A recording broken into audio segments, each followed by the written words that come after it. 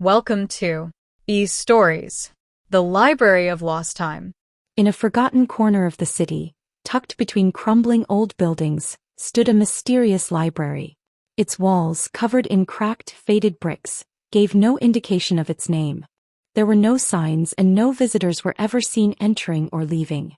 It was as though the library belonged to another world, a place out of sync with time. One chilly morning, as the sky was cloaked in thick gray clouds, Emma was wandering the quiet streets of the city. She was searching for a refuge from the biting cold. She had heard whispers about a small, hidden library in this part of town, though she wasn't quite sure where to find it. As she passed by the forgotten alley, her eyes caught sight of an old, worn door slightly ajar. Something about it called to her. Hesitant, she stepped inside, feeling as though she had crossed into another world. The moment she entered, she was met with the warmth of the space. It was unlike anything she had expected. The air was filled with the smell of old paper, leather, and polished wood. Rows upon rows of towering bookshelves stretched out before her, and there was an eerie silence that felt both inviting and unsettling. What caught her attention, though, were the books themselves. None of them had titles. Instead, every book had a name on its simple names, as if these were about ordinary people, not famous authors or historical figures. Curious, Emma wandered through the aisles, trailing her fingers along the spines until, to her shock, she came upon a book with her name, Emma Collins. She froze, a chill running down her spine. How could there be a book with her name on it in a library she had never visited before?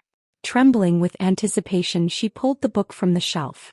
It was heavier than it looked, bound in rich, dark leather. Emma hesitated only for a moment before opening it. The moment she flipped open the first page, the room seemed to shift. A cool breeze passed through, as though the air itself was holding its breath. The page showed a scene she knew all too well. It was from her past, 10 years ago, the moment when she had stood at the crossroads of her career. Emma had chosen to stay in her small town, working a stable job, instead of taking a chance on her dream job in a distant city. In the book, however, the events unfolded differently. The version she read showed her making the bold choice to leave, to take the risk and pursue her dream.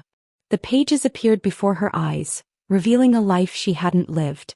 In this alternate reality, Emma had moved to the city, built a career she was proud of, and met people who profoundly changed her life. Her heart pounded as she flipped through more pages. Each one showed a different moment from her life, a decision she had once made but with a different outcome. The time she didn't call her estranged sister to apologize, but in this version she did. The opportunity she had to travel abroad but was too afraid to take, yet here she embraced it, leading to unforgettable experiences. This was not just a book. It was a record of her lost moments, times when her life could have gone in entirely different directions. Emma sat down on a dusty chair in the corner, engrossed in the pages. Each scene tugged at her emotions. She realized that this library was not just a place of stories. It was a place where time itself had been captured, where every missed opportunity and every lost moment was preserved.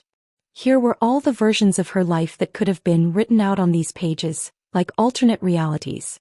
But as Emma neared the end of the book, she found something strange.